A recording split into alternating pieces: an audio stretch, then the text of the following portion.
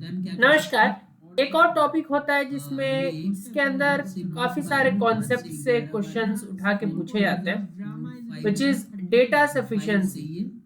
आपके पास एक क्वेश्चन होगा, क्वेश्चन के जस्ट बाद आपको कुछ स्टेटमेंट्स गिवन होंगे, दो स्टेटमेंट, तीन स्टेटमेंट। आपको पूछा जाएगा क्या उनमें से कोई अकेला स्टेटमेंट काफी है उस क्वेश्चन को सॉल्व करने के लिए। इसको लगाने के बाद 300 कितने तक पहुंच या तो फर्स्ट अकेला काफी होगा या सेकंड अकेला काफी होगा, और एक ही सिंगल या तो दोनों ही तो कुछ मार्क प्राइस के अंदर इसको ट्रीट या तो दोनों मिलके उस प्रॉब्लम को सॉल्व करने में सक्षम है, या फिर दोनों मिलने के बाद भी वो क्वेश्चन सॉल्व नहीं हो सकता। इस तरीके से आपको ऑप्शंस गिवन होंगे।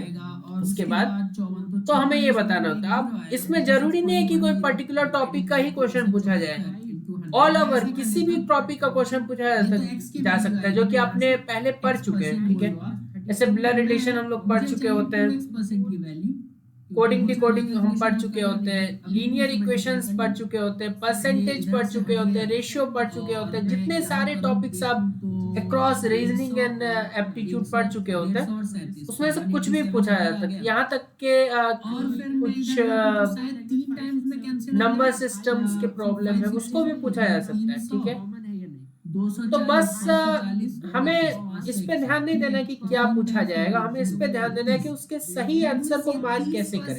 ठीक है, यहाँ क्वेश्चन को पढ़ने की ज्यादा इंपॉर्टेंस है कि अच्छे से क्वेश्चन पढ़े और पेशेंटली आंसर करें। ठीक है, तो अभी जो क्वेश्चन है हमारे सामने, पूछ रहा है क्वेश्चन क्या है, what will be the total price of 10 chairs each of which is of the same price. 10 chair का टोटल दाम बताओ जबकि हर चेयर का प्राइस सेम है। लेट्स से एक्स, अगर हर चेयर का प्राइस 4 रुपए है तो 10 का 40 होगा। ठीक है, अब स्टेटमेंट देखो, पहला स्टेटमेंट बोल रहा है 1/4 of the price of the chair, each chair is 1/4।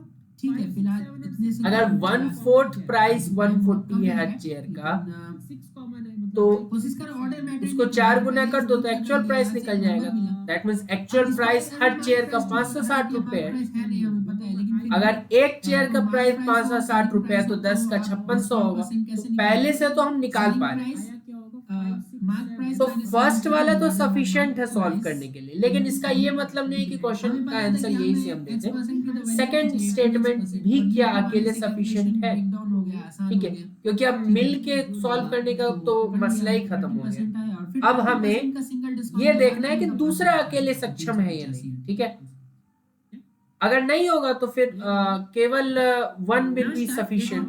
तो सेकंड बोल रहा है the total price of 3 chair is 560 more than the total price of 2 chair. देखो हर चेयर का प्राइस सेम है तो मैं x मान लेता हूँ उस प्राइस को, तो 3 चेयर का प्राइस 3x हो जाएगा।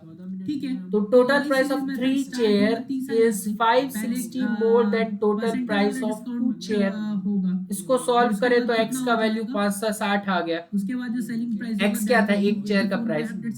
एक चेयर का प्राइस यहाँ से भी निकाल पा रहे हैं, 10 चेयर का प्राइस अपने आप निकल जाएगा 5600। मतलब सेकंड भी अकेला सफिशिएंट है। फर्स्ट अकेले सफिशिएंट था, सेकंड अकेले सफिशिएंट था।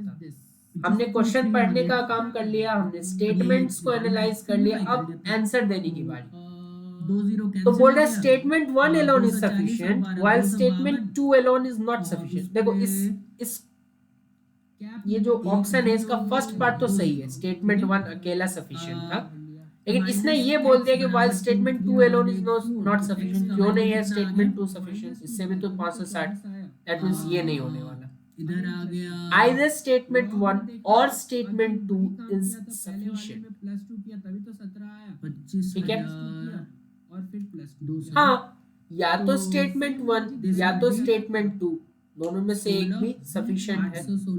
Both statement 1 and statement 2 are necessary. अब थोड़ा सा समझना होता है, स्टेटमेंट अलग अलग चीजें बोली जाती है।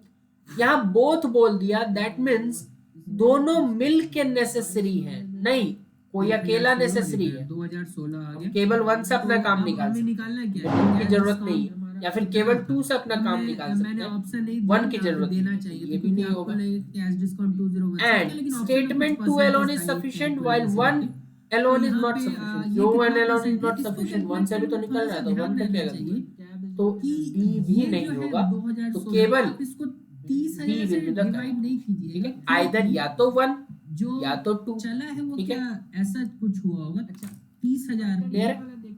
एक दोनों डिस्काउंट नेसेसरी मिलने नहीं के है, बाद एंड आ ये गया ना, हुआ होगा, both 1 uh, and statement 2 are necessary. 25,200 ऐसा कोई डाटा था ही नहीं जो इसमें ना हो, इसमें इसमें कैश डिस्काउंट हो, ताकि दोनों मिलके हम मिलने इसको के सॉल्व बाद कर पाए। ऐसा तो था नहीं कि x का वैल्यू ये नीचे से हुआ निकाल होगा रहे हो, तो 23,104। दोनों आपस में सक्षम थे, ठीक है। कैश डिस्काउंट इस पॉइंट पे मिला है, तो आइदर 1 और 2 इज सफिशिएंट। मैं ज्यादा इस पे गौर कर रहा हूँ, हालांकि इसमें कुछ था नहीं, आप इसको विद इन अ मिनट कर सकते थे, बस उसमें मार्क करने टाइम देखना पड़ता है कि किस ऑप्शन को करें, अदरवाइज ये कुछ है नहीं, ठीक है। हम जब बोलते हैं ना कि अच्छा क्वेश्चन तो अब हो गया, अब बस मार्क करना है, मार्क कर दो, तो यहाँ पे वही होता है, क्वेश्चन हो जाता है पर मार्क करने में भी थोड़ा सावधानी रखना पड़ता है, वरना गलत हो सकता है, ठीक है। बहुत बहुत धन्यवाद, करते रहेंगे इसके भी क्वेश्चन, ये भी अब टॉपिक खुल चुका है। बहुत बहुत धन्यवाद। 25,200